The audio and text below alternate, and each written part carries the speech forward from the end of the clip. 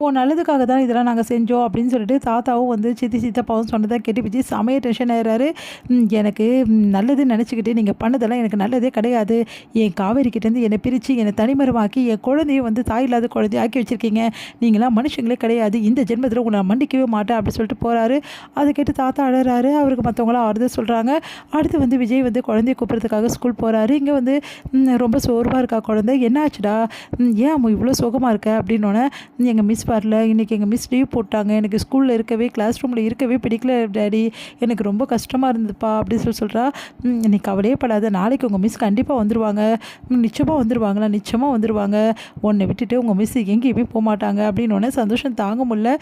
தேங்க்ஸ்ப்பா" அப்படின்னு சொல்லிட்டு அப்படியே கட்டிக்கிறா. சரி வீட்டுக்கு போலாமா? அப்படின்னு சொல்லிட்டு வீட்டுக்கு போறாங்க.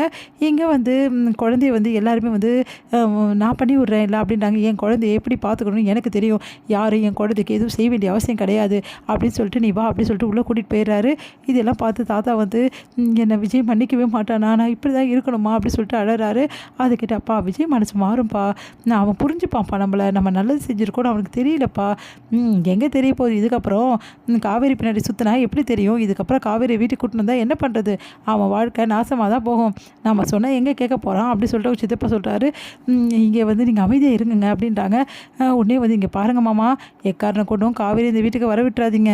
அதுக்கப்புறம் விஜய் வாழ்க்கை அவ்வளோதான். நாங்கள் சொல்கிறது சொல்லிட்டோம், அப்புறம் உங்கள் இஷ்டம் அப்படின்னோன்னே அழறாரு தாத்தா. இங்கே வந்து விஜய் வந்து செம்ம டென்ஷனாக இருக்காரு. நடந்த விஷயங்கள் எல்லாத்தையும் அவரால் ஜீர்ணிக்கவே முடியல. இவ்வளோ பெரிய கொடுமையும் இவ்வளோ பெரிய பாவத்தையும் கூட இருந்தே செஞ்சுருக்காங்களே, இவங்களாம் மனுஷங்க தானா? இந்த மாதிரி பண்ணிட்டாங்களே, என்னையும் காவேரியும் பிரிக்கிறதுக்கு என்னெல்லாம் பண்ணியிருக்காங்க? நான் ஒரு முட்டாள், எல்லாத்தையும் கேட்டு இருந்திருக்கேனே, எல்லாத்தையும் நான் நம்பியிருக்கேனே. என் வீட்டுக்காரங்க யாரும் எனக்கு எந்த துரோகமும் பண்ண மாட்டாங்கன்னு நினச்சேனே, கடைசியில் இப்படி பண்ணிட்டாங்களேன்னு சொல்லிட்டு செம்ம டென்ஷன் ஆயிடுறாரு. அடுத்து வந்து விஜய் என்ன பண்ணுறாரு, காவேரி கண்டிப்பாக வந்திருப்பா அப்படின்னு சொல்லிட்டு பார்க்கறதுக்காக போகிறாரு. எங்கே வந்து காவேரி வந்து அவங்க அம்மாவும் காவேரியும் வந்து வண்டியில் இறங்குறாங்க. பார்த்து சந்தோஷம் தாங்க முடியல விஜய்க்கு. காவேரி 5 வருஷம் கழிச்சு பார்க்கறதால அவருக்கு அவ்வளோ சந்தோஷமாக இருக்குது. காவேரியை போய் கட்டிக்கணும் அப்படியே வந்து கிஸ் பண்ணும் போல் தோணுது விஜய்க்கு. ஆனால் அவளால் செய்ய முடியாமல் அப்படியே தவிச்சு நிற்கிறாரு. இங்கே வந்து காவேரி வந்து வண்டியை விட்டு இறங்கிட்டு பார்க்குறாங்க. பார்த்தா விஜய் நிற்கிறாரு. விஜய் பார்த்துட்டு அதிர்ச்சி அடைகிறாங்க. இவர் அம்மாவோட அப்பா இல்லை அப்படின்னு சொல்லிட்டு ஒரு நிமிஷம் இருமான்றாங்க. யாரடி பார்க்க போகிற அப்படின்னு திரும்பி பார்க்குறாங்க. சாரதா பயங்கரமாக அதிர்ச்சி அடைகிறாங்க. விஜயை பார்த்து, "மாப்பிள்ளையா?" அப்படின்னு சொல்லிட்டு, "தேடி வந்திருக்காரா? அவருக்கு அப்போது ஒரு உயிரோடு இருக்காரா?" அப்படின்னு சொல்லிட்டு ஒன்றுமே புரியாமல் சாரதா அப்படியே குழம்பி நிற்கிறாங்க. "சொல்லுங்கள் சார், நீங்கள் அம்மாவோட ஃபாதர் தானே?" அப்படின்றாங்க. அதை கேட்டுட்டு வந்து அப்படியே பார்க்குறாரு காவேரியை சந்தோஷம் தாங்க முடியல. "காவேரி" அப்படின்னு சொல்லிட்டு, "என்ன அடையாளம் தெரியலையா காவேரி உனக்கு?" அப்படின்னு சொல்லிட்டு மனசு பதக்குது விஜய்க்கு. "சொல்லுங்கள் சார், நீங்கள் அம்மாவோட அப்பா தானே?" என்னொன்னே, "என்ன விஷயம் சார்? என்னை தேடி வந்திருக்கீங்க? கரஸ்பாண்டர் கூட சொன்னாங்க சார், நீங்கள் அட்ரஸ் வாங்கினீங்கன்னு சொல்லிட்டு." "என்ன விஷயம் சார்?" "ஒன்றும் இல்லைங்க, தேங்க்ஸ் சொல்ல தான் நான் வந்தேன். அம்முக்கு இப்போ பரவாயில்லையா?" "ஒன்றும் இல்லைல்ல, ப்ராப்ளம் இல்லை, நல்லா இருக்கால?" நல்லா இருக்காங்க" அப்படின்றாங்க. "குழந்தை வந்து உங்களை தேடுறா, அவள் வந்து நீங்கள் வரலன்னு சொல்லிட்டு ரொம்ப கஷ்டப்பட்டா. அதான் நீங்கள் ஸ்கூலுக்கு வருவீங்களா அப்படின்னு கேட்க வந்தேன் சார். நான் கிளம்பி வந்துடுவேன் சார், ஒன்றும் பிரச்சனை இல்லை. அம்முக்கிட்ட சொல்லுங்கள், நான் கண்டிப்பாக வருவேன்னு சொல்லிட்டு" அப்படின்னு சொல்லிட்டு போகிறாங்க. அதை பார்த்துட்டு விஜய் அப்படியே நிற்கிறாரு.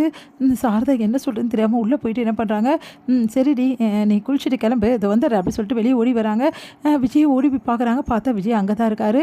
அதை பார்த்துட்டு சாரதா ஒன்றும் புரியாமல் ஓடி வந்து, "மாப்பிள்ளை நீங்கள் உயிரோடு தான் இருக்கீங்களா?" அப்படின்றாங்க. "என்னத்தை இப்படி கேட்குறீங்க? நான் உயிரோடு இல்லாமல்" அப்படின்னோடனே, "மாப்பிள்ளை நீங்கள் இந்த உலகத்தை விட்டு போயிட்டீங்கன்னு சொன்னாங்க மாப்பிள்ளை" அப்படின்னோடனே, "இல்லை நான் உயிரோடு தான் இருக்கேன், பார்க்குறீங்க இல்லை என்ன" அப்படின்னோடனே, "எப்படி மாப்பிள்ளை?" அப்படின்றாங்க. நடந்த விஷயத்தை எல்லாத்தையுமே வந்து விஜய் வந்து சொல்கிறாரு. "இந்த 5 வருஷமாக என்கிட்ட எல்லாத்தையும் மறைச்சிட்டாங்க, எனக்கு எதுவுமே தெரியாது, அதனால தான் நான் இவ்வளோ நாள் உங்களை பார்க்காம இருந்தேன். நீங்கள் என்னையும் குழந்தையும் விட்டுட்டு போயிட்டீங்கன்னு சொன்னோன்னே என்னால் தாங்கிக்க முடியல" அப்படின்றாங்க.